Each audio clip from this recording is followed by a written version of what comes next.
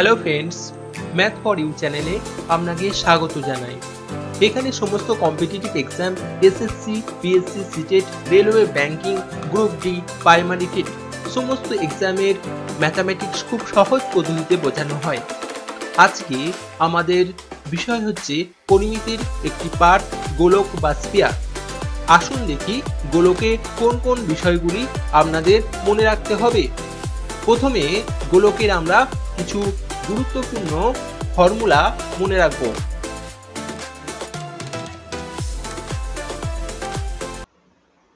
গোলক বা স্ফিয়ার কেমন দেখতে? ঠিক এরকম, যেমন ফুটবল।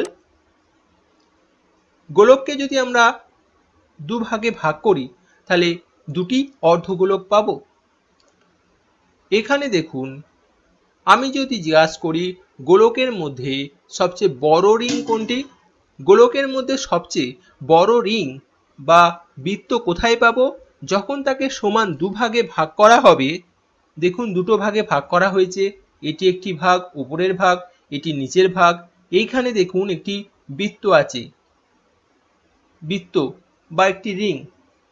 এই রিংটি সবচেয়ে বড় রিং, সবচেয়ে বড় বৃত্ত।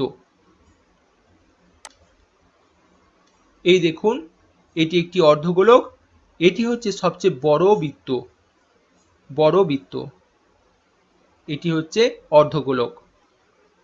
এখানে বৃত্তের ব্যাপারটা বলে রাখছি, কারণ পরে আমাদের সূত্রগুলো বুঝতে সুবিধা হবে। আবার বলে দিই, এটি গোলক, এই দুটি অর্ধগোলক। এখানে একটি বড় রিং আছে বা বড় সার্কেল আছে, বৃত্তের মধ্যে ব্যাসার্ধ হয়, এটুকু মাথায় রাখবেন। এবার আমরা কিছু গুরুত্বপূর্ণ ফর্মুলা স্ফিয়ার বা গোলকের জেনে নিই।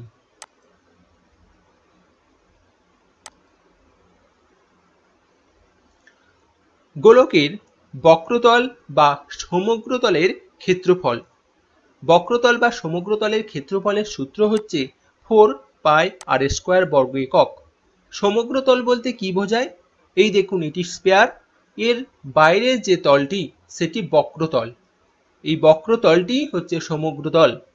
তাহলে গোলকের বক্রতল বা সমগ্রতলের ক্ষেত্রফলের সূত্র 4πr² বর্গ একক। এখানে পাই হচ্ছে 22/7, আর মানে হচ্ছে ব্যাসার্ধ। এই দেখুন, এটি আমাদের গোলক, বলেছিলাম একটি বড় বৃত্ত বা বড় রিং আছে। এটি বৃত্তের মধ্যে কি হয়? ব্যাসার্ধ। এই যে বৃত্তটা, এই বৃত্তের যে ব্যাসার্ধ সেটি হলো গোলকের ব্যাসার্ধ। এটি আর দ্বারা প্রকাশ করা হয়। ব্যাসার্ধের ইংরেজি হচ্ছে রেডিয়াস। আশা করি গোলকের বক্রতল বা সমগ্রতলের ক্ষেত্রফল আপনাদের বোঝা গেছে। বক্রতল বা সমগ্রতল বলতে বোঝায় বাইরের জিনিসটা, বাইরের জিনিসটা। আসুন দেখি 2 নম্বর ফর্মুলা কি। গোলকের আয়তন। গোলকের আয়তনের সূত্র হচ্ছে 4/3πr³ ঘন একক। আয়তন বলতে বোঝায়, আমি যদি গোলকটাকে একটি 1 বালতি পূর্ণ, কানায় কানায় পূর্ণ জলে ডোবাই, ওই গোলকটি যতটা জল অপসারিত করবে সেটি হচ্ছে গোলকের আয়তন। তার মানে বলটি বালতির ভিতরে যদি যায়, সে একটা জায়গা দখল করছে, সেই পরিমাণ জলটা অপসারিত করছে, সেটি তার আয়তন। এখানে পাই মানে 22/7, আর মানে ব্যাসার্ধ। ব্যাসার্ধের ইংরেজি কি? রেডিয়াস। এটি আগেও বলেছি, বড় একটি সার্কেল আছে, এটি হচ্ছে রেডিয়াস আর। আসুন 3 নম্বর ফর্মুলা।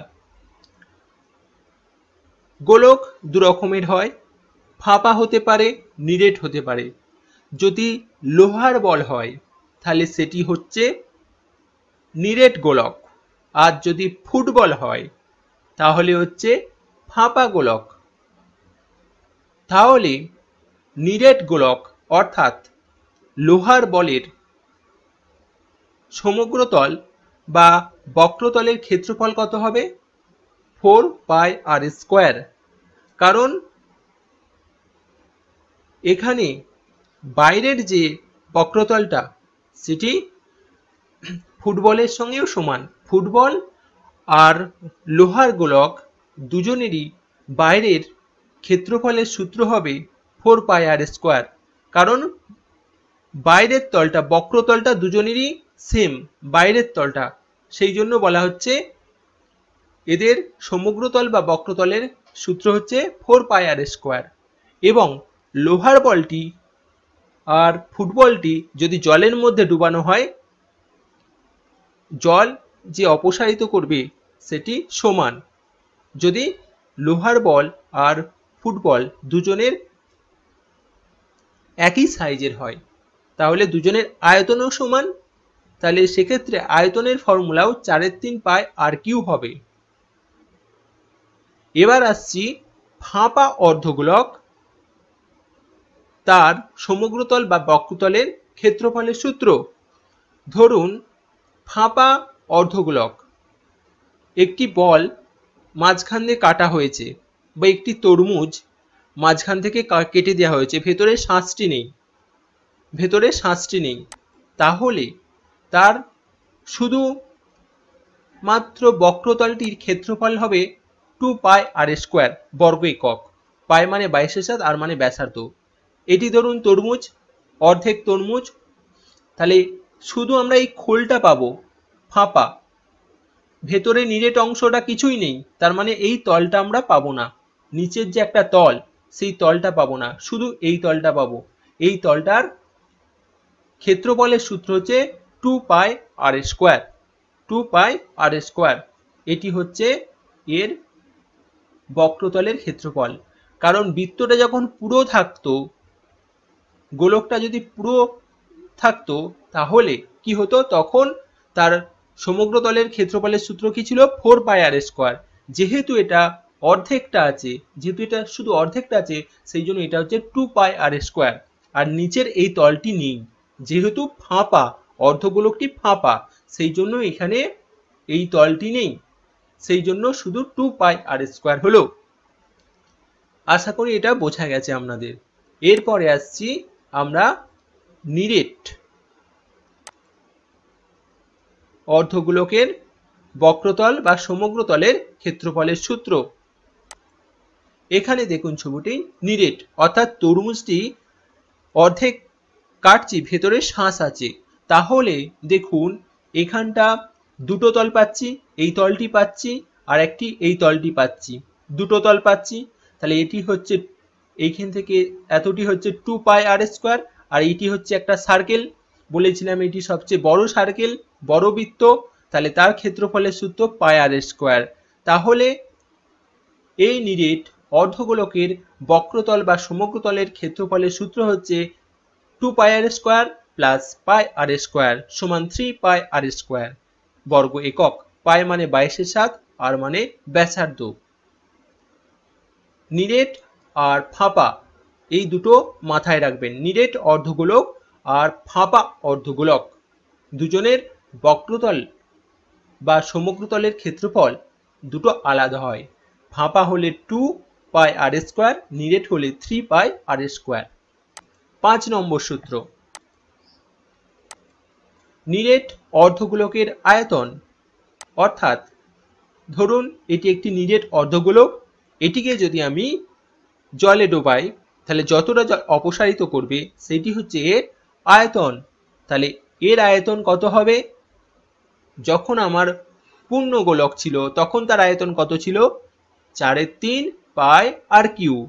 তাহলে এর আয়তন কত হবে? যেহেতু অর্ধেক, তাহলে অর্ধেক জল অপসারিত করবে, তাহলে সেই জন্য হাফ দিয়ে গুণ করা হয়েছে, সেই জন্য এর আয়তনের অর্ধেক, অর্থাৎ 2/3 পাই আর কিউ ঘন একক। পাই মানে 22/7, আর মানে ব্যাসার্ধ। তাহলে নিরেট অর্ধগোলকের আয়তন কত দাঁড়াচ্ছে? 2/3 পাই আর কিউ। এই 5টা গুরুত্বপূর্ণ ফর্মুলা আপনাদের অবশ্যই মনে রাখতে হবে গোলক বা স্ফিয়ারে। 1 নম্বর ফর্মুলা আবার বলছি, গোলকের বক্রতল বা সমগ্রতলের ক্ষেত্রফল 4 পাই আর স্কোয়ার বর্গ একক।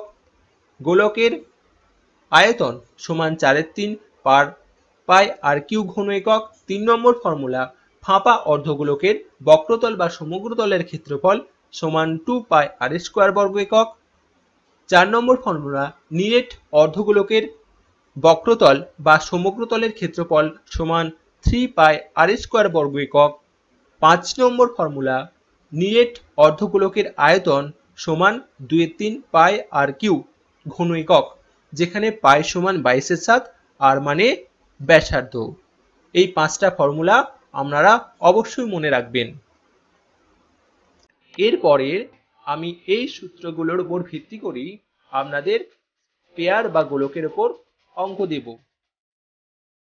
যদি আপনাদের ম্যাথামেটিক্স সম্পর্কে আরো জানতে ইচ্ছা করে, আরো নলেজ বাড়াতে ইচ্ছা করে, তাহলে আপনারা এই চ্যানেলটিকে অবশ্যই সাবস্ক্রাইব করবেন এবং